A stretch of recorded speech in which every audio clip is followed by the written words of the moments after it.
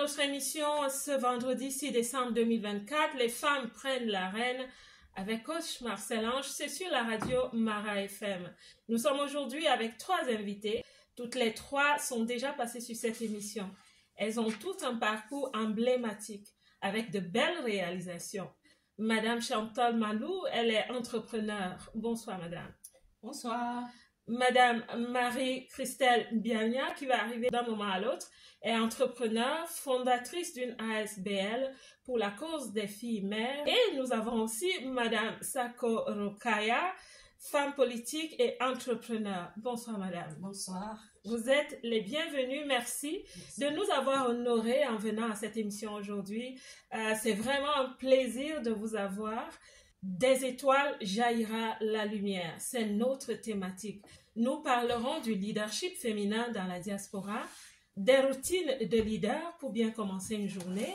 Nous parlerons aussi de l'impact de la collaboration pour faire briller le leadership des femmes afro-descendantes dans la diaspora. Mais avant de nous lancer, mesdames, pour chacune de vous, donnez-nous des nouvelles avec assez de détails, s'il vous plaît. Après votre passage à l'émission il y a quelques mois pour certaines, que s'est-il passé dans le cadre de vos activités?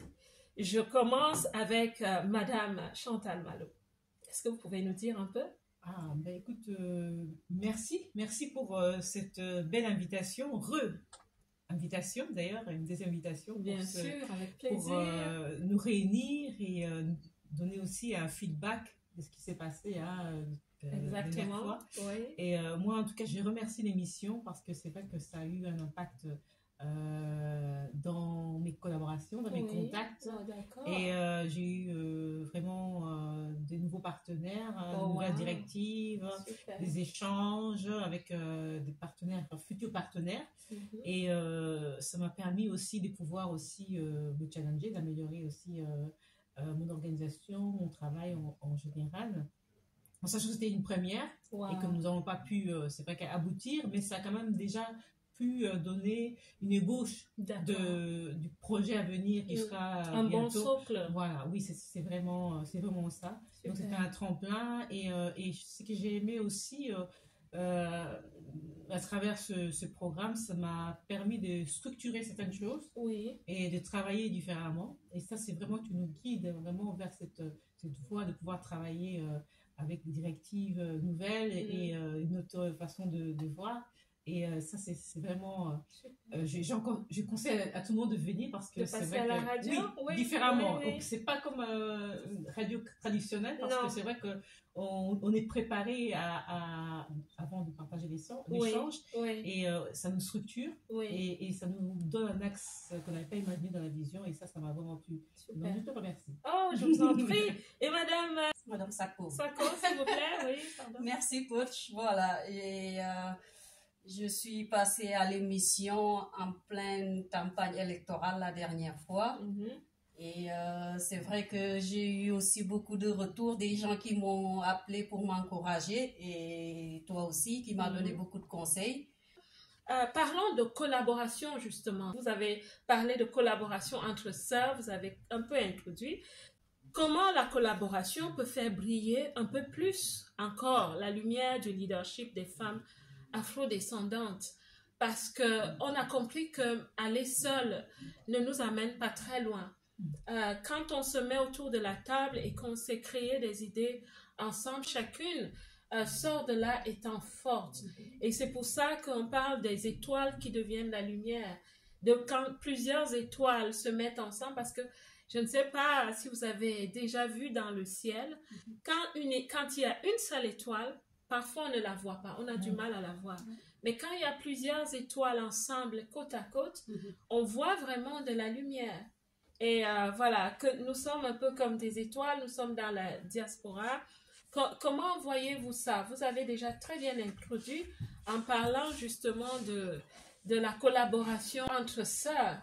Oui, comment est-ce que qu'est-ce qui vous vient en esprit quand on parle de collaboration? Des étoiles jaillira la lumière. Qu'est-ce que vous pensez de la collaboration? Qu'est-ce qui dérange la collaboration des femmes dans la diaspora? Dans mon expérience, ce que j'ai pu voir, ce qui met en mal la collaboration, c'est nos peurs. C'est nos peurs. Comme vous avez pris l'exemple des étoiles, chaque étoile a sa place dans le ciel. Chaque étoile brille à sa dimension. Et donc, vous avez dit que, voilà, c'est que ça ne les empêche pas le fait d'être ensemble, ça ne les empêche pas qu'on reconnaisse les constellations. Souvent, nous pensons que si on se met ensemble, eh bien, on va étouffer l'autre. On va m'étouffer moi-même. Enfin, c'est une peur qu'on a. Et c'est une fausse peur. En fait, les étoiles sont magnifiques, quand on parle des étoiles, quand elles sont plusieurs, elles sont magnifiques. Et alors, c'est souvent ce qui fait peur aux femmes parce qu'elles n'arrivent pas à passer cette étape-là de travailler ensemble. Parce qu'il y a toute une série de mécanismes historiques, toute une série de choses que j'ai énoncées ici, qui fait qu'elles sont bloquées ou elles ont peur de travailler ensemble. Donc, c'est quelque chose qui se fait naturellement. Les femmes travaillent ensemble et ils ont une efficacité. Donc, il faut qu'on enlève ces barrières et qu'on puisse travailler ensemble, des jalousies, de pas que l'autre, moi je dois briller plus que toi, et ça sert à rien parce que ton temps de briller viendra d'office. Et au contraire, tu apprends derrière, quand l'autre est devant, elle va peut-être te recevoir des chocs, mais toi tu vas apprendre. Donc, c'est une approche qu'on doit apprendre, qu'on doit avoir ce mécanisme-là, et c'est ça qui empêche l'expansion de Donc, derrière une femme leader qui change de raisonnement, c'est tout un gouvernement, tout un pays, toutes des traditions, toutes des valeurs qui tombent. Et c'est ça, je pense, que les gens n'ont pas réalisé. C'est ça que les gens n'ont pas réalisé. Nous allons accueillir Madame Biagna qui arrive. Merci de nous avoir joints malgré les hauts et les bas. C'était quoi, les bébés, les enfants? C'est toujours les enfants. C'est les enfants, oui. Parce que Madame Biagna est passée à l'émission la dernière fois et je vous ai déjà présenté avant que vous ne soyez là. Vous êtes entrepreneur et puis vous êtes fondatrice d'une ASBL pour chaperonner, pour aider, accompagner des filles mères ici en Belgique. Et donc, bonsoir, bienvenue. Bonsoir, et je m'excuse du retard, c'est déjà la deuxième fois et je répète encore le même acte, je m'excuse, voilà. Les tâches maternelles m'attendaient, donc je devais l'honorer d'abord avant d'être ici. Oui, on vous comprend, nous sommes entre femmes qui sommes en train de comprendre le leadership d'une certaine façon, le leadership avec le cœur, le leadership où les femmes ne se jalousent pas, où la collaboration est importante. Donc, je vous prends comme ça au feu de l'action. Qu'est-ce que vous pensez de cela? La collaboration entre femmes. La collaboration entre femmes est quelque chose de très important, puisque c'est la femme déjà, c'est la mère de l'humanité. Exact. Et je vais préciser, c'est la femme... Lorsqu'on parle d'un président, derrière un président se cache une femme, une mère. Donc les femmes ont un très grand rôle. Peu importe ce que l'homme peut devenir demain, il passe toujours par une femme. C'est une femme qui est à la base, le moteur. Et nous, entre femmes, nous avons un manque souvent de solidarité. Et il y a un problème d'ego. Je pense que ce qui nous empêche à émerger comme il faut, c'est un problème d'ego et un problème de... Je ne sais pas si c'est la jalousie ou c'est la compétition entre femmes. Et c'est un problème que certaines femmes portent encore. Mais de nos jours, je pense qu'avec cette génération, les choses sont vues différemment. Surtout les femmes de la diaspora, parce que dans la souffrance, on se rend compte que si vous souffrez et que vous êtes individuel, vous n'arrivez pas. À un moment donné, vous êtes obligé de laisser votre ego de côté, de demander de l'aide ou chercher à comprendre ce qui se passe, ce qui ne va pas, pourquoi telle personne avance, pourquoi moi je n'avance pas. Et vous vous dites, ça ne sert à rien. Je vais sortir de ma zone de confort, je vais essayer. Et des personnes qui ont eu à réussir, des modèles, aujourd'hui se disent, qui ont vécu certaines expériences, vont se dire non. Elles ne partagent pas avec les autres. Non, de nos jours actuels, des personnes qui sont en train de réussir veulent partager. Mais à une certaine époque, ce n'était pas ça. C'était un peu, chacun était un peu renfermé, l'information ne se partageait pas. Et d'où m'est venue l'idée de créer l'ASBEL pour communiquer, pour partager de mes expériences et pouvoir aider des personnes qui sont dans l'informel ou dans le manque de connaissances, d'avoir cette connaissance qui peuvent les aider à avancer, à leur dire non, ce n'est pas impossible, c'est possible. Ensemble, vous n'êtes pas seul, nous sommes là, parce que l'ASBEL, c'est pas une personne, c'est plusieurs personnes. Nous sommes là, ensemble, on va y arriver. Le but aujourd'hui, c'est que si on se dit, je ne réussis pas pour moi, parce que nous avons des enfants qui nous suivent. Nous ne réussissons plus pour nous, nous ne bâtissons plus pour nous. Nous bâtissons pour cette nouvelle génération qui est en train de nous regarder, pour nos enfants. Parce qu'on se dit, si on s'entretue, on n'est déjà pas en Afrique ici. On est en Europe. On doit être unis pour s'en sortir. On doit être solidaires.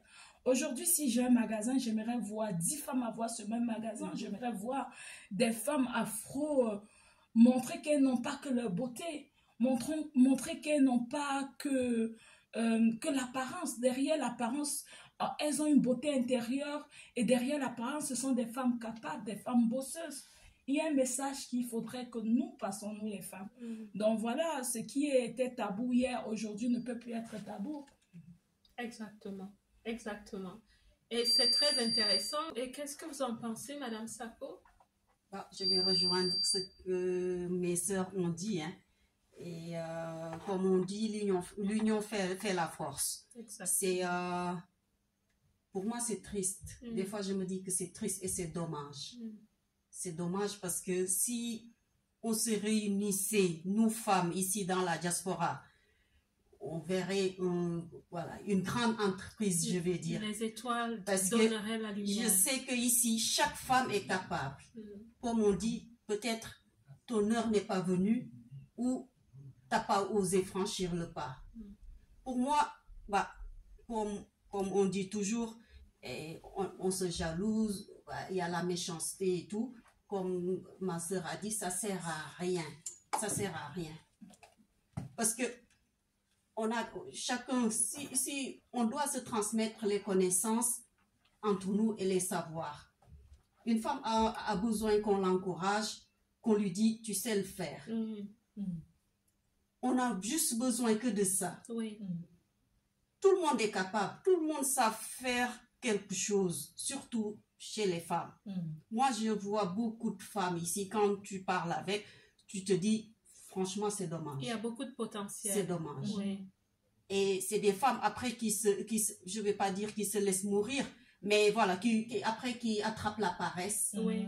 Et qui sont découragées, qui se disent, c'est pas possible. Des fois, même, tu as envie de leur donner une claque. Et de leur dire, allez-y. Oui, hein. Ça me met en colère tellement que, voilà. Et on n'ose même pas sortir. Parce qu'on a peur de l'autre. C'est ça que j'ai dit tout à l'heure, que moi, je comprends pas. Parce qu'on a la même civilisation, la même histoire. Que ce soit le Congolais, que ce soit le Camerounais. Je vois comment on vit. On a la même civilisation. Même si il y en a qui l'acceptent pas. Pour moi, on est pareil. Un Africain, c'est un Africain. Voilà, que soit le milieu où tu viens, un Africain, c'est un Africain. En tout cas, moi, je me considère comme un Africain. Voilà. Et voilà. Donnons-nous la main et osons entreprendre. Ceux qui ne veulent pas travailler, on entreprend. Et voilà, ça marche. Je l'ai fait. Pourquoi l'autre ne peut pas le faire? Exactement. Moi, je ne comprends pas. Pour moi, la solidarité, ça manque beaucoup dans notre communauté. Et sortir de notre bulle. Exactement. Parce que moi, j'ai des associations. C'est quoi que j'ai? Des associations sénégalais. Le Congolais, il a ses associations congolais. Le Camerounais. Qu'est-ce que j'ai dit? J'avais essayé de créer une association pour les Africains. Mais des fois, tu te dis, chacun veut rester dans son coin. Pourquoi? Parce que tu n'es pas meilleur que l'autre. Tu n'es pas plus important que l'autre. C'est quoi le problème? Je ne comprends pas c'est quoi le problème ici. Mais chacun se voit un peu plus, voilà. Je ne sais pas, un peu plus Dieu que l'autre. On est tous pareils. Comme je le répète tout le temps, on est tous pareils. Tu peux chanter que tu es supérieur à l'autre ou tu es plus important que l'autre. C'est pas vrai. C'est pas vrai. Tu es né en Afrique, tu es né au soleil. Tu as la peau comme moi. Je suis un peu plus foncée, ça va. Mais voilà. On est tous ici, on a la même histoire. Et pour moi, ça devait même nous servir de source d'aimant, de s'attirer. Parce que des gens qui ont la même histoire, ils comprennent les choses ensemble. Se comprennent aussi. On a peur de l'autre. Pourquoi on a peur de l'autre? Et tout à fait naturel, mais... On a peur de oui, quoi? C'est vraiment dommage. Hein? Oui. C'est totalement dommage. Parce que regardez comment l'Afrique est belle autour d'une table. Moi, je suis sénégalaise, toi, tu es camerounaise, congolaise. Franchement. Voilà. Normalement, je suis animatrice. Je ne devrais pas jouer le rôle de coach. Parce que... Je souhaite vous laisser la parole. Moi, je peux peut-être répondre parce que c'est vrai que j'ai eu la chance, je dis que j'ai eu cette chance de pouvoir... être porté par les Sénégalais, être, comment on dit, aimé par les Togolais, et être, comment on dit, rééduqué par les Camerounais. Parce qu'ils ont cette dynamique-là qui fait que ça te booste. J'ai pas besoin de des claques comme ça, ça te booste avec leurs paroles. C'est une peur de changement. En fait, de la nouveauté. De la nouveauté, et voilà, donc personne ne veut quitter sa zone de confort. Mais pourtant, c'est nécessaire parce que je travaille justement avec plusieurs comment dire, groupes où c'est très international et la façon de voir les choses n'est pas les mêmes, sont pas les mêmes, pardon. Et donc, c'est important d'avoir le retour de l'un de l'autre et de créer une synergie. Mais parfois, ils n'ont pas. Mais moi, je dis encore une chose, c'est pour ça qu'on a inventé la femme. Ah oui. Ah oui.